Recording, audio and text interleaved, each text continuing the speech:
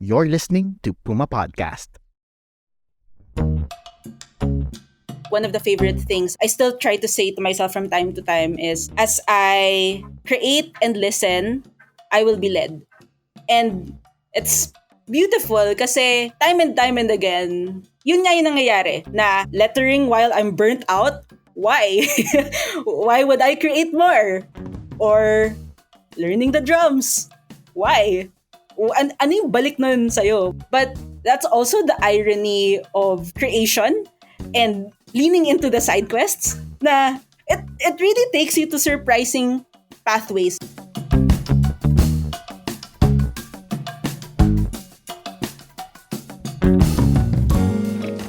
Hi, I'm Carl Javier, CEO of Puma Podcast, and you're listening to A Better Normal, where we explore how creativity, entrepreneurship, and innovation overlap. In this episode, we lean very heavily into creativity. I'm talking to Kookie Santos. She's the design lead at Canva. Although I don't think that title encapsulates everything, and that's a thing we'll talk about.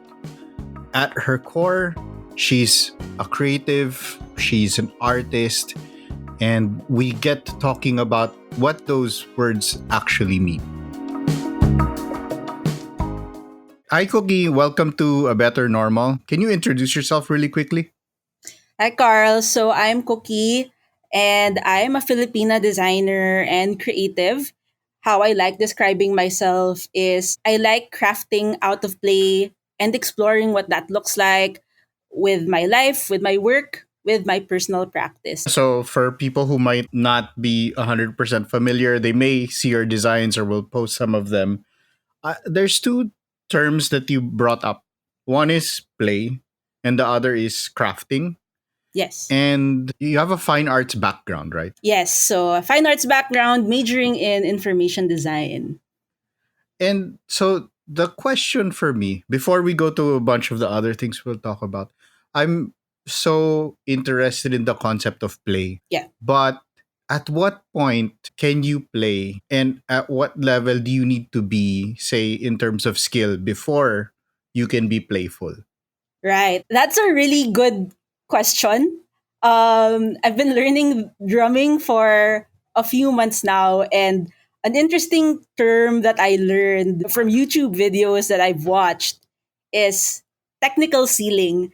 And sobrang gusto ko yung term na technical ceiling because it articulates how much technical craft you need to refine before things feel more natural, feel more intuitive, feel more playful. And I think there's no set amount of time to get there, but I think that it does require a certain amount of polishing, a certain amount of really putting in the hours to get to a point where things become lighter, things become more playful, and sometimes it really just gets you by surprise na on one day you're struggling to figure something out and then suddenly like your muscle memory kicks in and suddenly everything like feels a bit more comfortable, a little bit easier, and exploration becomes a little bit more fun. Thanks for that term. I really like that in technical ceiling. Kasi even with, say, when we're training and we were trying to learn how to podcast, or when I work with my students in creative writing, there's this sense of I have this great imagination, but sometimes you need the technical facility to deliver on that imagination. And I don't know, because I'm going to take this in a direction that I normally take things, and I thought I Mhm. would avoid in this episode. But with AI, Mm. many people think that you can bypass the technical Yes. demands of something because the AI can do it for you. But actually, there is value in craft. That's why that's the second word. I like it that you're not saying I'm an artist, but actually you're a craftsman who likes to play with things. Really good point about what you said, where I think the way that I look at creativity is yes, one part of it is the output, is the final work, but the real enjoyment is the journey towards it, the struggling to get to where you want to go, trying to figure out how you can get there, and a certain kind of pagiging wais or madiskarte on how you make use of your current skills to kind of just like build your way towards where you want to go. And I think that's the irreplaceable part of being a craftsman, of wanting to keep on learning and to keep exploring how much you can do with things until you arrive to the output. And the story that comes out once you've done the output, and how in that journey there's just so much more that you take away way beyond the output. Sobrang interesting na to because I feel that this isn't an early stage thought. Alam mo yun? Yung parang when you're starting out as an artist, as a creator, you want the definitive output that people will care about. But it's very, as you were speaking, I was thinking, feels very Jackson Pollock. It's all about the process. It's all about the what goes into this work as opposed to the work itself. One thing that I wound up, attaching to was you were saying there's skills and then there's like a limit. And actually, what I'm interested in is how the limit actually defines how much better we can be. Oh, Working within the limits of your skill, what are you capable of doing? And how important is it for you to see, like, what are your artistic limitations or what are your technical limitations? so to talk about that, siguro something that reminds me of your thought there is the time when I had to make a lyric video.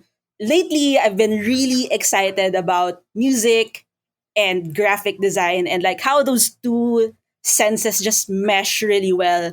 It was at the time where I just started taking drum lessons, and I was so excited about rhythm and beats, but also I was also inspired creatively by a lot of things. So when this opportunity arrived from Pool Records, from Parker, sabi niya, can you make one of Tala's songs again and again into a lyric video? And I've always wanted that. So I was like, game, let's do it.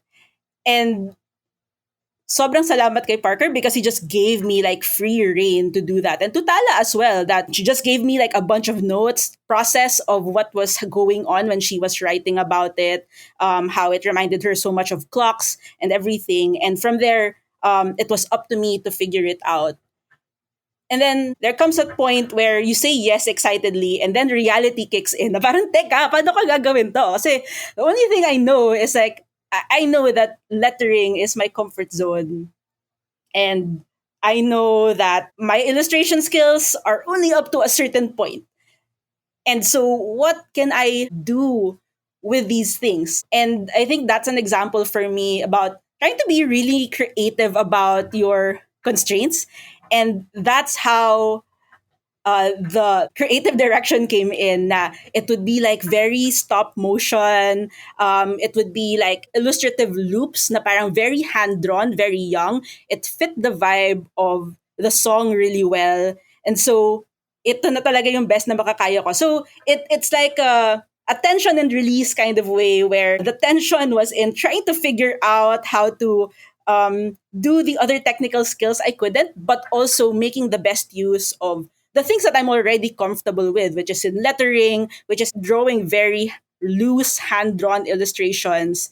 And so by the time that I've had like these things going on, the next problem was like, okay, how do I video edit this? I don't know how to animate certain things. And I think this is where you lean into community. Na there are so much people who are more than willing to help you kind of figure out things. And again, that's where creativity comes in. Like, who are the people that I know that might be able to help me out? People I can ask to pa-tutor, like, teach me in one day.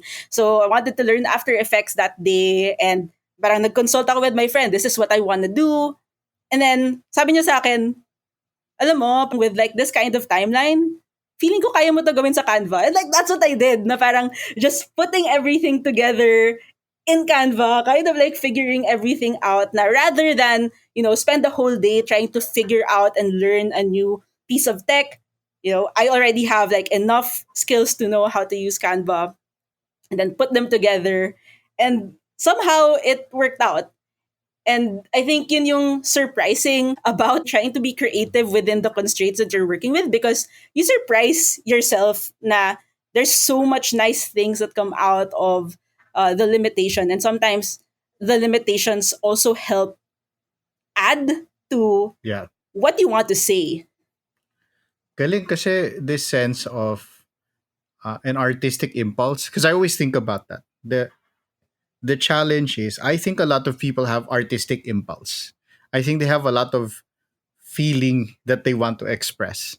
But the ability to take your artistic feeling or your artistic insight and then to craft it through a medium so Yes. that it is something that someone can connect with. And that's the real work.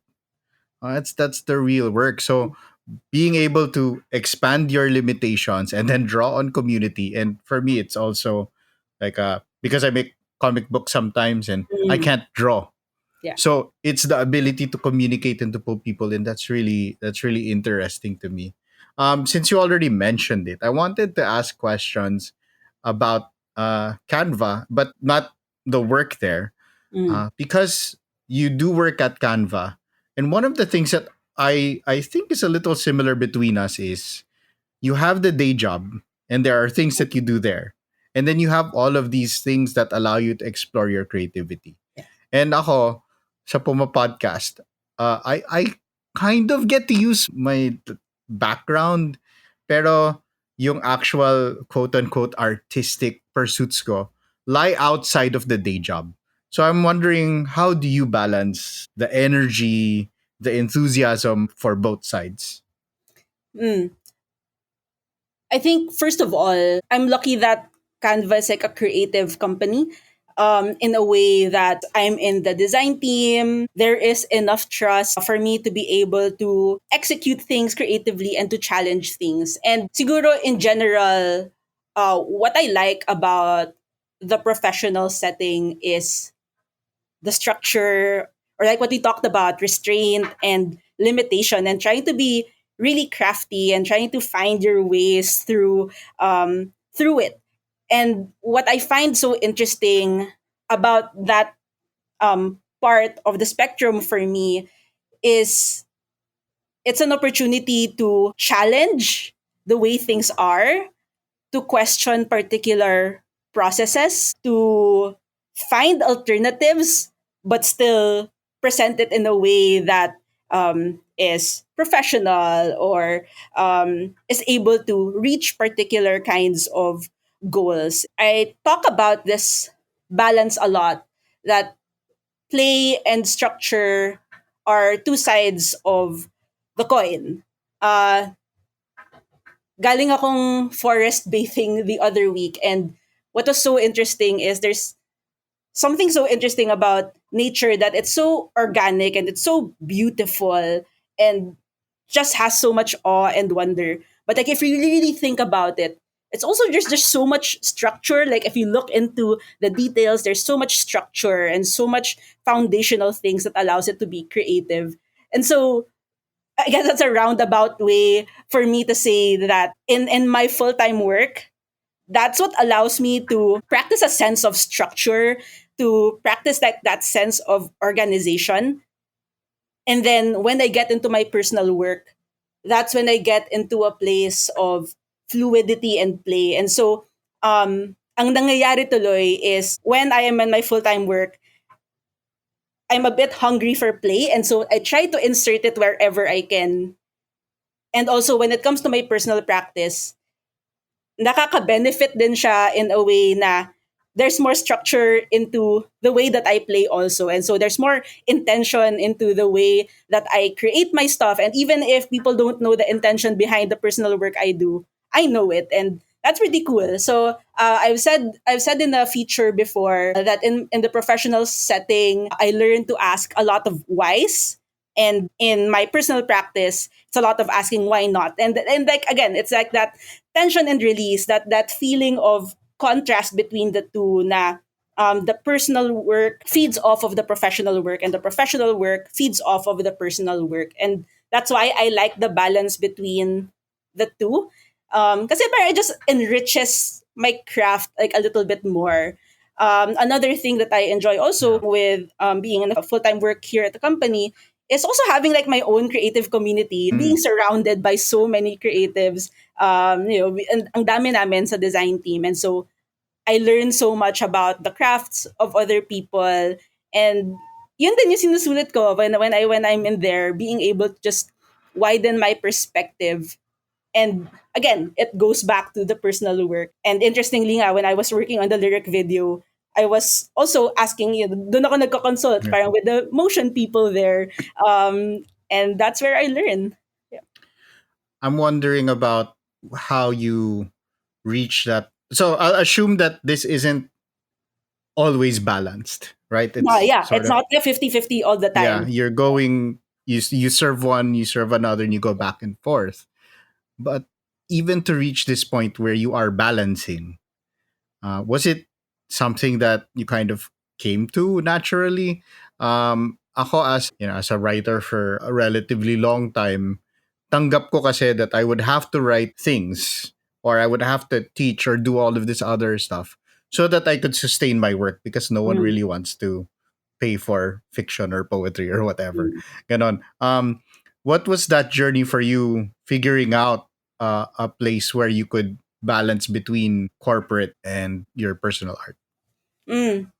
No, I think that's a continuous journey. I think it's a bit easier now kasi parang I'm learning more from like past experiences. But before Canva kasi I was a partner in the design studio called Serious Studio for 8 years, and that's where I really like learned a lot of stuff because I got exposed to so many industries, got exposed to so many clients, and I think I got to this point of like valuing that sense of balance because I've also reached the other end where I was I stretched myself out too thin to the point na I lose a sense of what my voice is like because I've focused on just getting it done, just getting things approved. Um, and sometimes there's just like unsexy parts of the work na parang igagapang mo lang talaga siya hanggang matapos. And Yeah. I think it takes you to be like at a certain edge to realize na, oh, okay, like I don't want to get to this point. And I think the knowing of like not wanting to get to that point kind of allows me to be a little bit more proactive na, okay, parang am I arriving at that point? Kind of like allows me to be more aware of the feeling na palapit na ba ako sa area na yon, and if so, do I need to take a step back? Do I need to play for a few minutes and then come back to it? And yun, parang I think na-realize ko yung value of that delicate balance only because sometimes you just get pushed to the edge until you realize na, okay, alam na natin yun. Parang getting pushed to the edge of being so focused on the corporate work side that Yes. you kind of abandon Yes. the artistic side of it. Yes, yes. Yeah. Yes, that one na sometimes in wanting to just get things done and to finish up that list, it takes you quite a while to realize na parang you lose a certain sense of self pala or how much you've let go of different parts of yourself. Yeah. And I think doon ko nakuha yung value of like coming back home. Parang how do you come back home, or parang in this creative journey, parang how do you go back to like save points? Ganun. Parang how do you go Yeah, back yeah. to little save points na, okay, teka, retreat here, like hindi mo naman kailangan umuwi back home talaga, pero meron kang like little, safe spots there, just to like, step back and rest a bit and then go back again. I do think if you find yourself in that position, I don't think it's wrong. Like, I don't think anyone ever wants to be way out there where they're no longer comfortable, Mhm. but it's usually out of good intentions. Yes. You wind up way out there because you wanted to close a deal, Yes. or you needed to get some money for something, or you were very ambitious. And sometimes in chasing ambitions or aspirations, you kind of forget what you were on this journey for anyway. I think that tama naman yung interpretation. Yes. So my question is, if you find yourself lost out there, because I'm sure some people have, or some people might actually be there right now, how do you find your way back?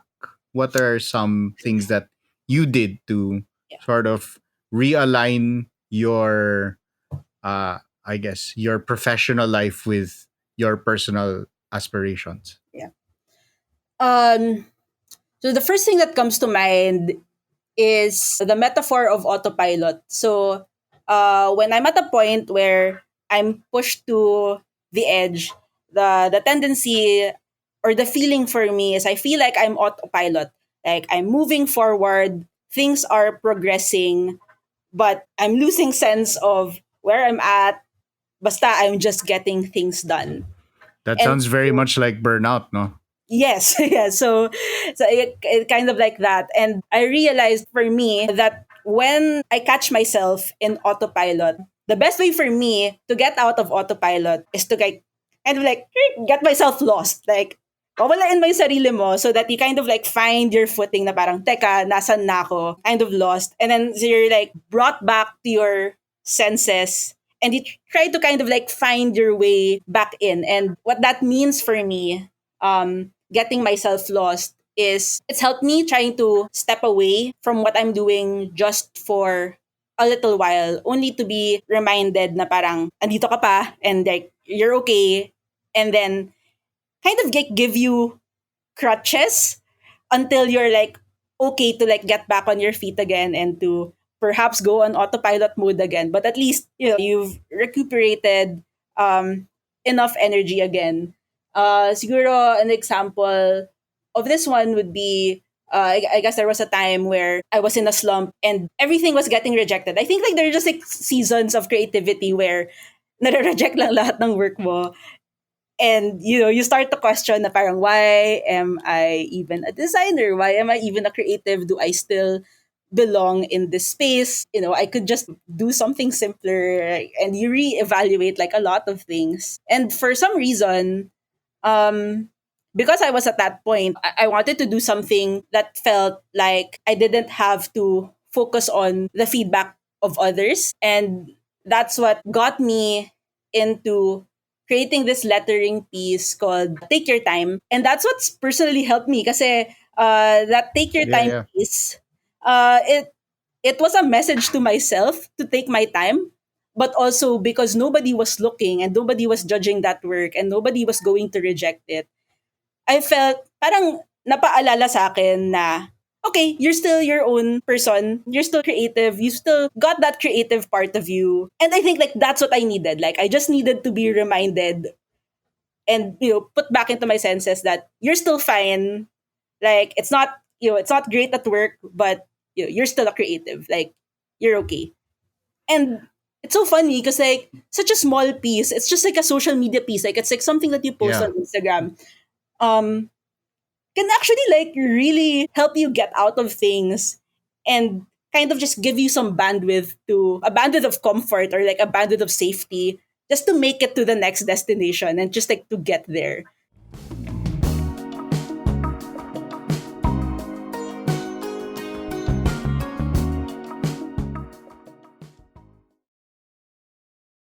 I'm a big believer in creative procrastination. Yeah.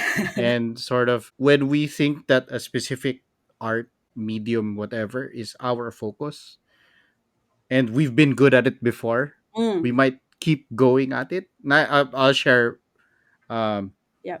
my training is in fiction. No.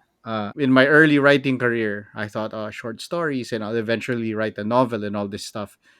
And my creative procrastination when the fiction wasn't coming is I would wind up writing short essays, Mm, and then short, funny essays that would take me away from the serious, dark, yeah. whatever fiction. And then that's what actually became my first book, was the short, funny Oh. things. Like Yeah. I made enough procrastination that that's where it went, and then that actually opened up a new direction for my writing and my creativity. And it was something I'd never imagined myself as like a funny essayist. And Yeah. then I kind of leaned into it because it's the same tools. Eh. Yeah. Parang you have the same toolkits, but you don't have to keep banging your head on this thing, and then the doubt of it I understand the doubt of nagsasubmit ka tas hindi pumapasa, or it's Yeah. just not, and sometimes it's good, but it's not your standard, Yeah. no? Like you expect more of yourself. Yeah, that's where I want to ask the next question is, how much of the expect something of oneself should we hold on to? Because I think if you're playing, dapat wala expectations, no? And but it's so hard to practice your art when you've been successful at some degree, and then to let go of that and to Yeah. just be playful. So can you talk about that? Oh, yeah, that's difficult yan. And well, thanks for sharing. Kasi thanks for sharing that. It kind of reminds me of something that I hold on to a lot. I got this from The Artist's Way by Julia Cameron, and like one of the favorite things I still try to say to myself from time to time is, as I create and listen, I will be led. And it's beautiful kasi time and again, yun nga yung nangyayari na lettering while I'm burnt out. Why? Why would I create more? Or learning the drums. Why? Ano yung balik nun sa'yo? But that's also the irony of creation and leaning into the side quests na it really takes you to surprising pathways. Like it opens up new pathways for you. Sorry, can you go back to the question para I can like answer it more directly? No, that's fine. I'm okay with that, because this opening up of new pathways, what it has me thinking is both you and I have picked up instruments relatively Mm, recently. yes. Um, as adults, because most people, they pick up an instrument when they're younger and they kind of stick with it, or they don't, or whatever. But picking these things up as adults, and I want to connect it with the artistic impulse or the Mm, need to express, but sometimes you want to do it in a medium that is not yours. yeah. I don't know if this is just the challenges of capitalist society, that Mm, when you're very, very skilled at something, you have to find some way to monetize. Like, oh, you shouldn't do it for free kasi magaling ka dyan. But having creative expressions you don't expect to be compensated for, and you do purely for joy, is something that's important. Yeah, I play guitar. I don't expect ever to for that to be some kind of career path. I just love it in the same way that that you could do something to unlock. Yun din eh. yeah. You understand one form of creativity by doing that. So I'm wondering, ganun din ba for you? Like to just do something out of the joy of it. Yes, and it leads me to very interesting places. So, okay, so before I talk about the drumming part, yeah, let's talk about like things that we think we're good at. Like let's say for me that's lettering. That's my comfort zone. And I would say I am pretty good at it. I've found a style that feels very comfortable to me. And there was a point na medyo nag-crisis ako kasi parang nasuya ako mag-lettering. As in, nasuya ako. And then, I was conflicted kasi, people are appreciating my work here. It's a good opportunity to kind of like really keep developing that. Pero suyang-suya talaga ako sa kanya na parang I like whenever I create work, parang I default to like my usual style. And usually that's not bad. It's a way to kind of like really emphasize your style.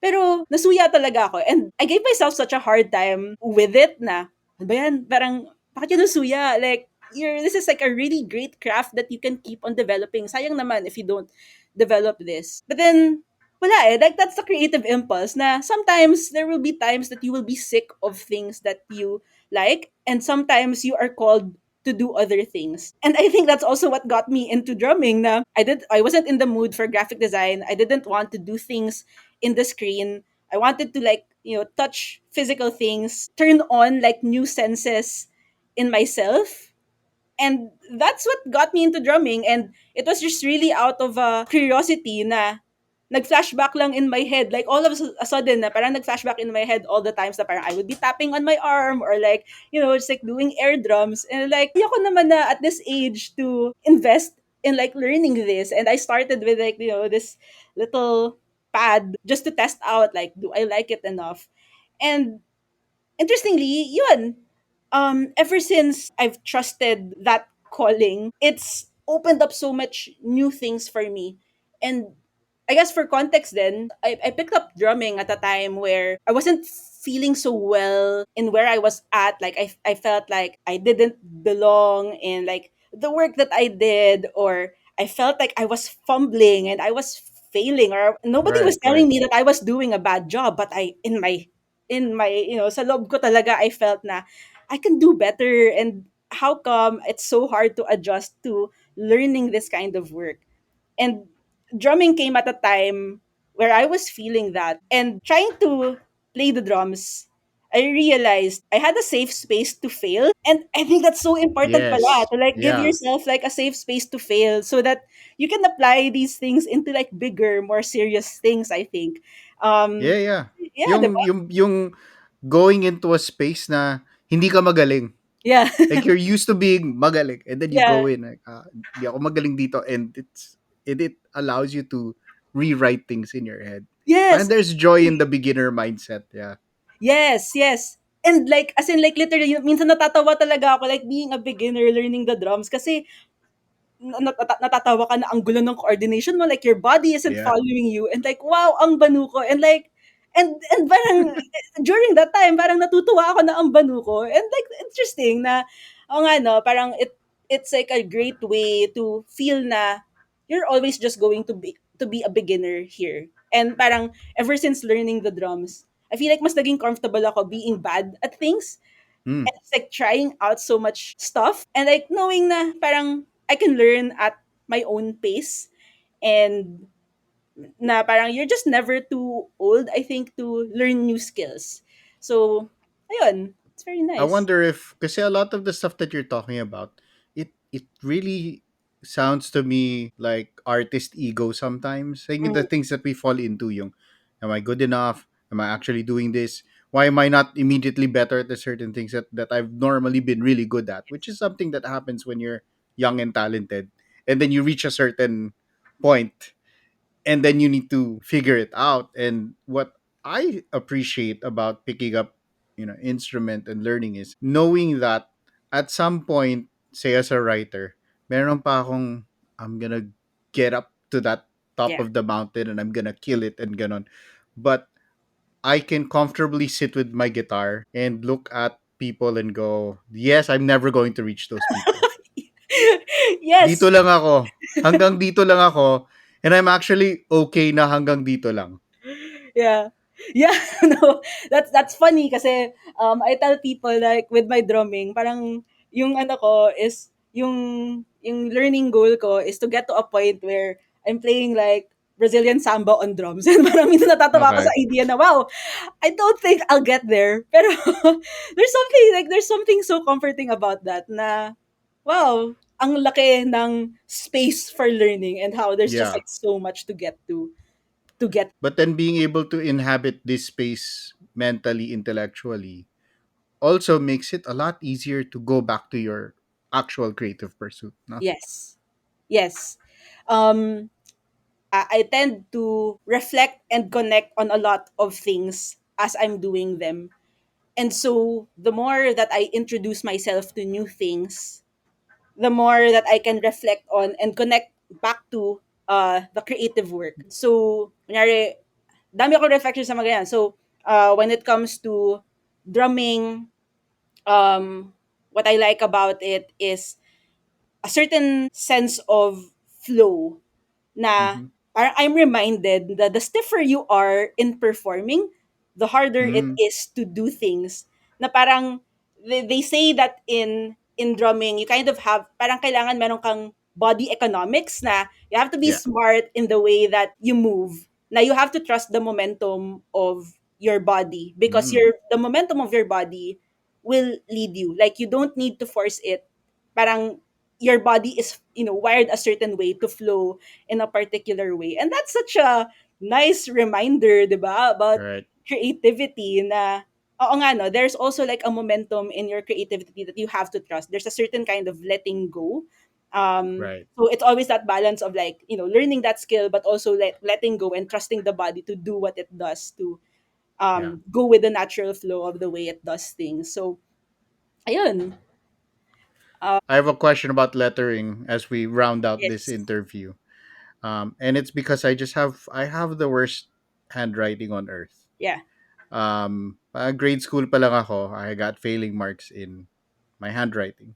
So, what is the practical advice to help me reach some level of technical proficiency? Ah, you know what? Actually, with lettering, I have really bad handwriting. Like, my friends tease me What? about it, that they can't read my writing.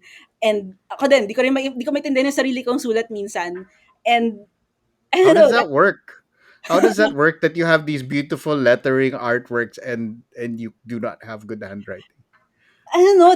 I think that's what's fun about lettering. It's that there's so much room for error actually.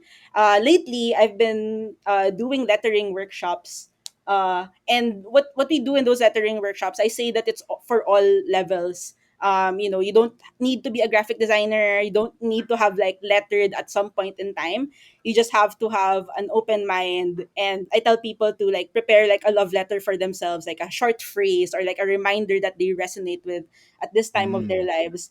And yun yung belief ko with lettering, that it's an opportunity to be an imperfectionist. Because kunyari, as a creative, lagi mo sinasabi yun, di ba? Na parang, yung problema ko kasi perfectionist ako eh. So, parang what okay. does it look like to kind of go 180, na what if lettering is like leaning into being an imperfectionist?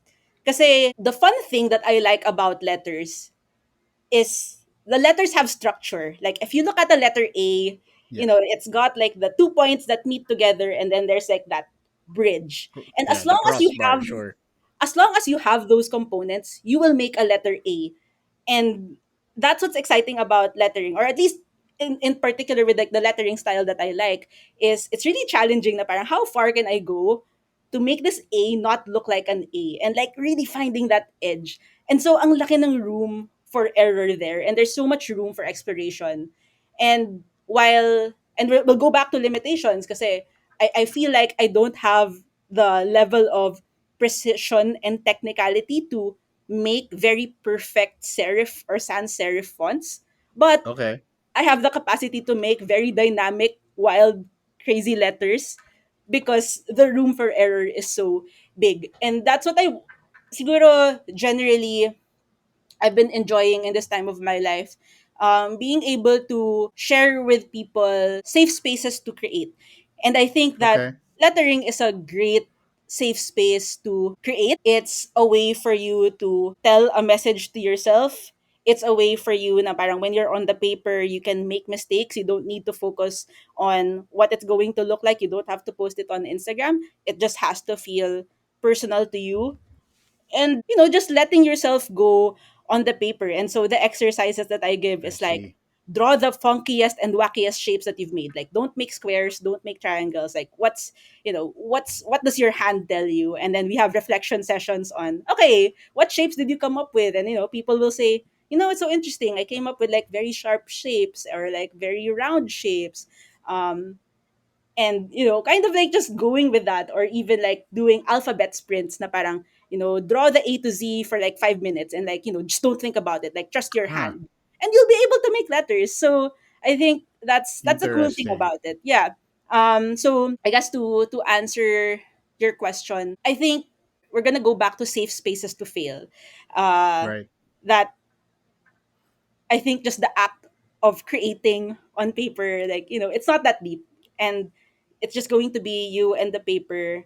And you can allow yourself to express and trust what you have. And I think it'll be a very beautiful thing. Because at the end of the day, that's you on paper. And I think that's the most important thing. I wonder if so I'll test out an idea. Mm, Yung being judged for your handwriting is you're being checked for consistency. But yes. the way that you explained how you're approaching lettering is you're asking someone to take the essence of the letter Yeah. and then put their creativity into that Yes. essence. Right? Yes. Like these are the bare bones of what make it a letter. Yeah. Understand what you need there, and then everything else can be you. It's Yes. so interesting. Exactly. Yeah, yeah. You put it quite nicely. Like everything I've said, you've put it quite nicely. The good thing about lettering also is you can make people struggle to read it. Like it's Ah, okay. Like, yeah. it's not going to be a font that you type out that needs to be readable because you're not really, so that's what I like also about lettering. Parang, you look at the screen or you look at a piece of paper like, ano ano sinasabi niya? And I think I like that na parang people stop and they really try to comprehend what it's trying to say. And Mm-mm. I think that's the beauty of it. That I think naman for me, creativity again isn't so much about the output, but a sense of being aware with your senses. uh, the way that you see things better or with more clarity, or the things that you appreciate better, like seeing things better or clearer, or listening to things better, the same way na parang ever since I started learning the drums, all I could hear in the music is the drums and the little Mm. details. I think that's what's great about creativity, that you're becoming more attentive to your senses. And we go back to lettering, that it's really being able to trust your senses and being aware of where you're at and what you're feeling and putting yourself on that paper through that.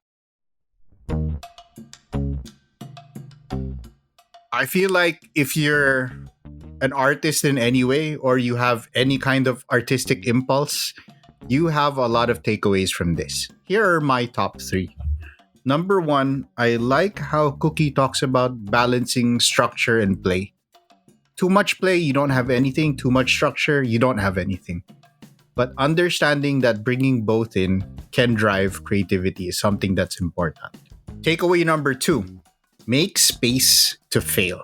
It's only through that play and exploration that we can come up with things that are important to us. And connected to that, I love how she talked so much about being a beginner at the drums, learning, and that driving all of her other creativity.